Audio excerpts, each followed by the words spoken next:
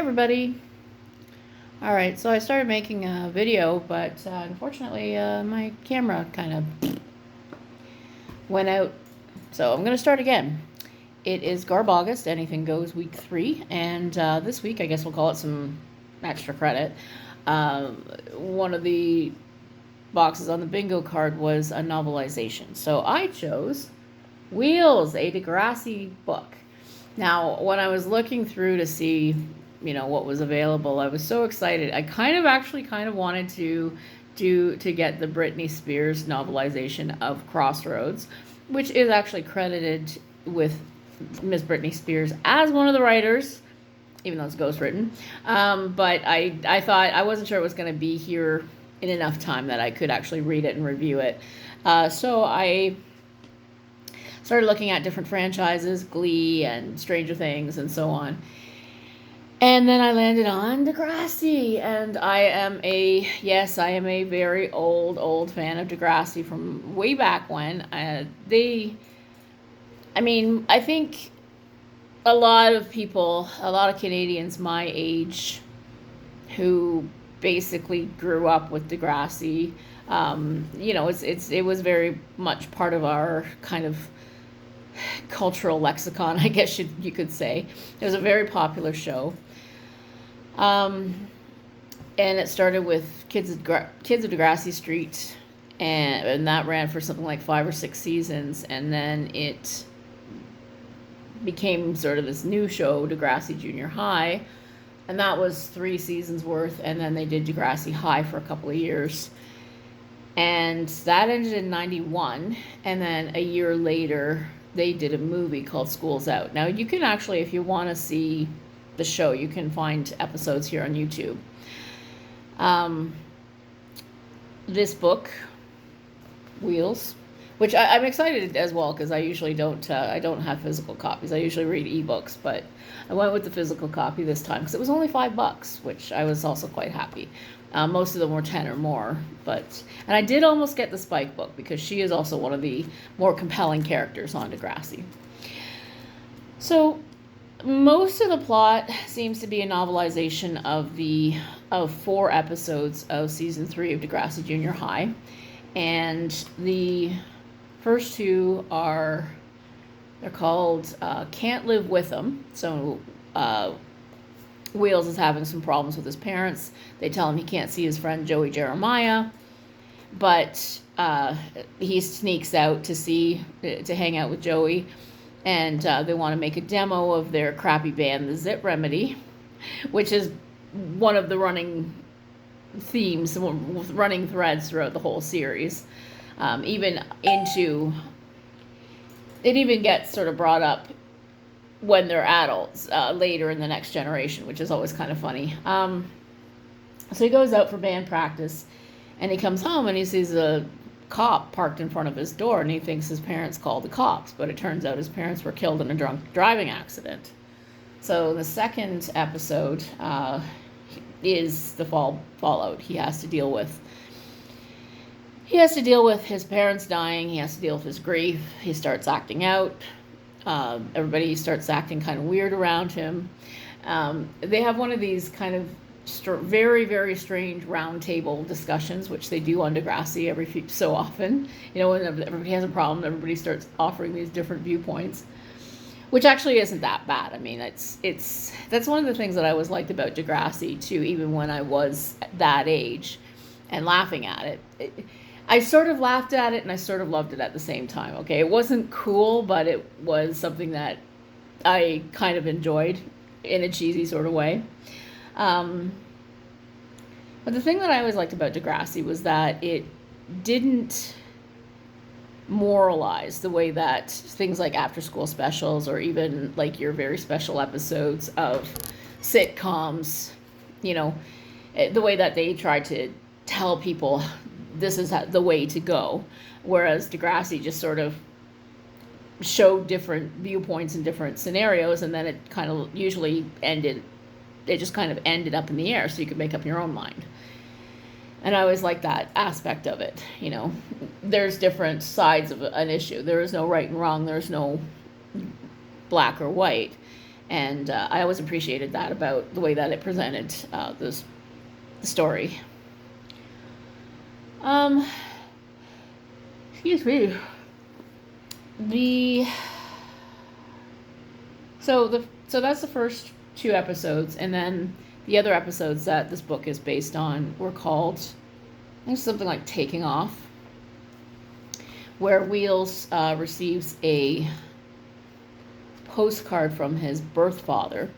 Wheels was adopted when he was a baby because his parents were only teenagers, and he decides to hitchhike to go see him in Port Hope, which is about an hour from Toronto.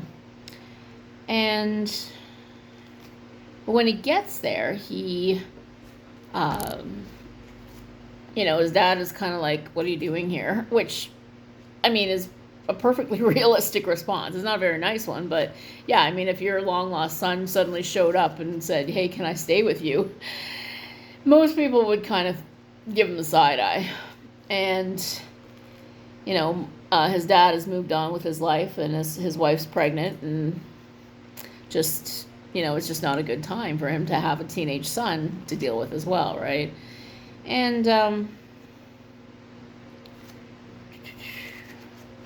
so then his grandmother shows up, and they kind of have it out in the book, but in the show, it's still pretty tense. So, and the thing about the book is that they also added a whole subplot where we kind of see where Wheels is going when he takes off and doesn't go to school for the day.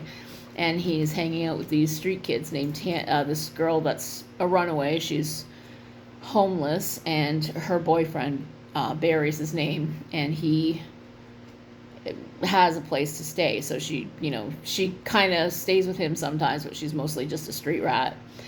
And part of the subplot is she wants this expensive jacket, and Wheels steals it for her and gets caught and ends up having to go to court. And so that's like a whole subplot that's not even in the show.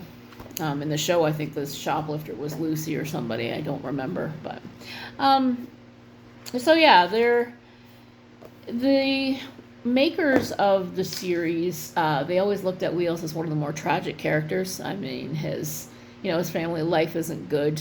His parents were killed by drunk drivers. And then by the end of the Degrassi movie, he ends up getting in an accident himself while drunk driving and kills somebody and goes to jail. And that's how his arc ends as of the movie. And when Degrassi The Next Generation rolled around, they continued some of the adult character stories, and he does make an appearance in the third season. And he hasn't talked to any of these people in a very long time, and so he sort of gets to talk about what he's been up to. So it's kind of a nice little cameo.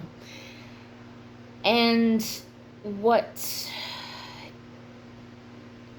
ended up being really tragic about the Wheels character is the actor's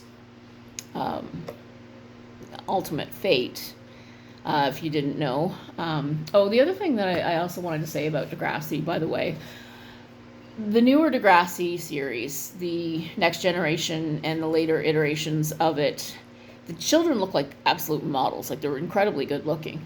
Whereas the kids that were on the show that I grew up with, they looked like just average people. I mean, this guy, Neil Hope, he looked like a lot of the guys I went to school with. I mean, he could have been the guy that sat behind me in geography class, or the guy that was in the locker next to mine, with the mullet and the wire glasses. And, they just really picked normal, average-looking teenagers that were their age. They were age-appropriate.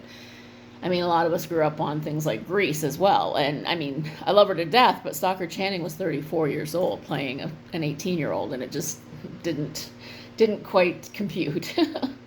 So where was I going? Oh, yeah, so just if you're familiar with the story, it's really sad what ended up happening to Neil Hope. He, like a lot of child stars, child actors, didn't really act much after Degrassi.